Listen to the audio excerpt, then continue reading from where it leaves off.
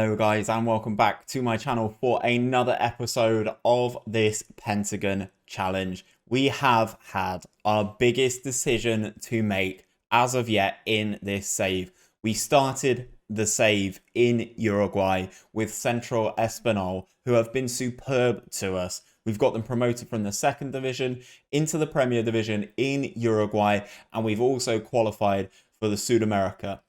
However, I didn't feel that they were ambitious enough, and I also felt that Uruguay wasn't the correct nation for me to be in to achieve what I need to in South America, which ultimately is winning the Copa Libertadores. So, we've managed to make a decision, we've managed to move, but where have we gone? Let's jump into it.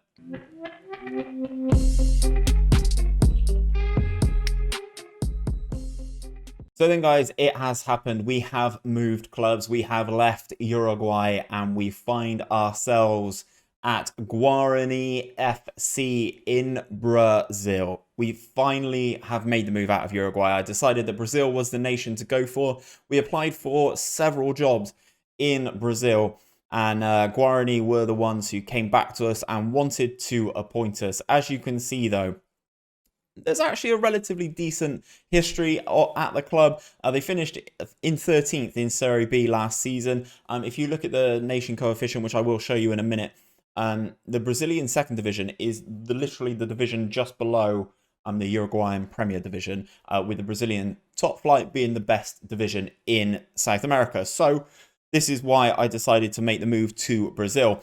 As you can see here about the club, though, they have managed to secure this title here, Brasileiro Serie A in 1978. They managed to win the Serie B, which is what we are currently playing in now, but back in 1981, and then they won a Sao Paulo second division title a couple of times. As you can see, founded in 1911, Guarani, if I'm saying that wrong, please correct me, are a professional Brazilian club playing in the Brasileiro Serie B, and they narrowly avoided relegation from the Serie B last season. They play their home games at this stadium. I will go through that in a minute. Possesses average training facilities, adequate youth facilities. The club's training ground is blah, doesn't matter. The club also has adequate academy coaching and adequate youth recruitment network. The club contains a fierce rivalry with another club here, which we will take a look at very soon. But I can't click on anything at the moment until I hit next. So what I'm going to do, guys, is go through this, and we are going to take a look at the club and where we can improve, what we can do. This is currently the best 11, which I'm very intrigued about. I think, oh my God, look at how good these players are compared to what I did have. Okay, he needs some work for sure. There's some good players here. There are some. That is a solid beard. João Paulo, this is our best player here. He looks really good. Massive improvement on what we have had. Inverted winger, so plays the formation correctly, or as I'd want it to. And then obviously we've got. Oh, he looks very good as well. Look at all these players I've got, guys. We'll go through and take a full look at the squad in a sec. As part of my signing with the club, I asked them to basically bin off a lot of sorry, I've got to check the goalkeeper. I've asked a lot of them to bin off their a lot of their staff, so I'm going to have to rebuild the whole staff as well. This is what is expected of us, though. Sign players under the age of 23 for the first team. I'm absolutely fine with that. Work within the wage budget.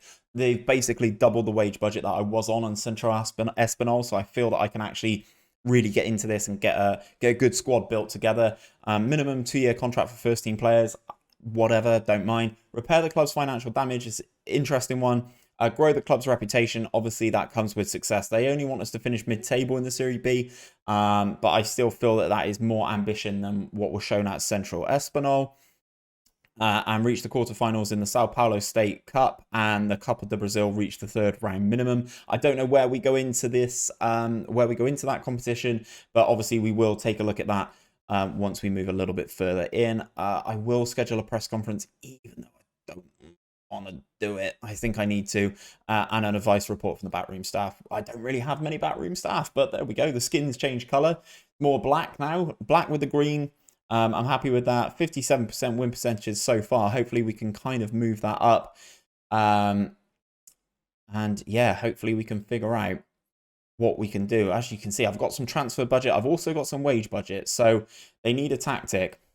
Conveniently, I have a tactic. I have a couple of tactics, obviously, from my tactic tester series. Make sure you go and check that one out, guys. But the one I'm gonna import some of my own stuff. So here is my beta Barca tactic. I think it works pretty well. As quick pick based on what is put in front of us. So looking at this, we need some defenders, and we need some defenders ASAP. Although I have noticed there are some new gens in here already. 17-year-old centre-back. Quite like the look of him, actually. 20 bravery is nice, very nice. And this guy over this side, what is he? Inverted winger at 17 years of age. He's already a 3.5-star player. He will 100% be playing. He's come through the youth ranks, and I think he will be one of those that we will be looking to pick up. Obviously, we've got a couple of players down here who are unregistered, but it doesn't look like we have the deepest squad as of yet. In terms of the schedule, we don't play a game for 5 days. Oh god. Right, okay, I need to figure some stuff out with this club ASAP. But it's fine. It's fine. It's fine. It's fine. It's fine. Let's also import our other tactic. Load tactic. We are going to bring in my other tactic, which is this loose 3-4-1-2 tactic. I don't know how well suited we would be to playing this one either.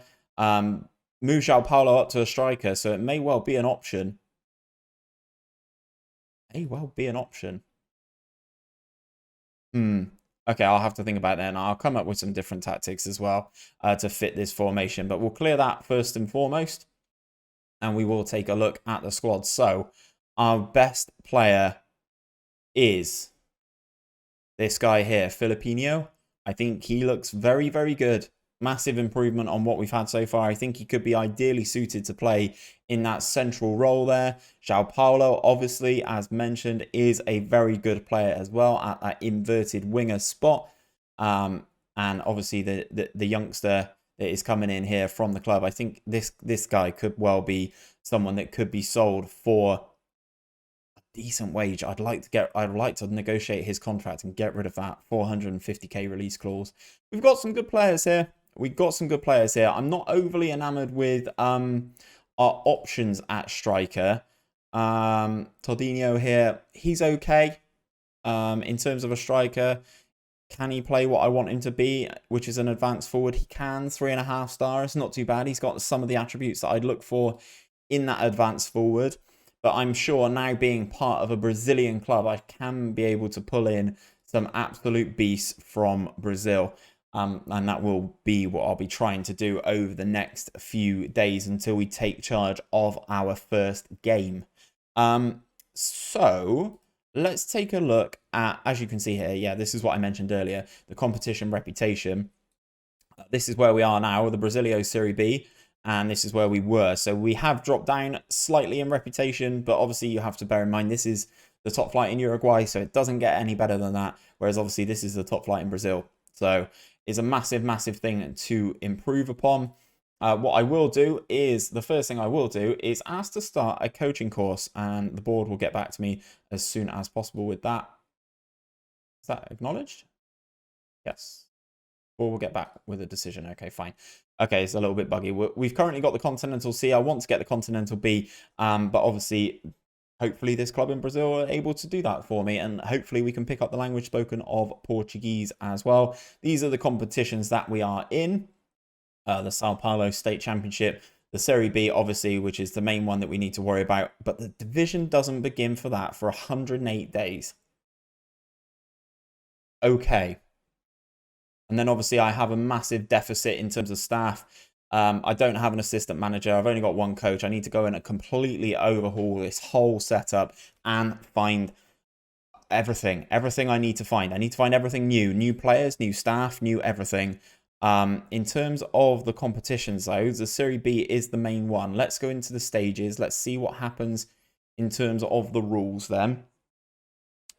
So top 4 are promoted, that's fine. Bottom 4 are relegated, that's also fine. We play everybody twice, which is good. 12 subs names, max 3 used. Match squad must have no more than 5 foreign players. Cannot have more than 0 players on youth contracts. Only players registered for this competition are eligible to play. So we're only allowed 5 foreigners. How many foreigners do we have? We've got 3 Argentinians. That's fine. He's not very good either. So, I mean, he's wanted. I might try and shift him. Argentinian, another Argentinian here as a striker. This is the dude with the beard. He's a target man. Don't play target man. And the goalkeeper, he's okay, but his positioning scares me. So we're allowed 5 foreigners. Hopefully, maybe we can make some changes there. Fingers crossed. Squad registration, maximum squad size of 40. That's interesting. Minimum squad size of 25. Rarely you see minimum squad sizes. Anything else? Anything else? Anything else? I don't think so.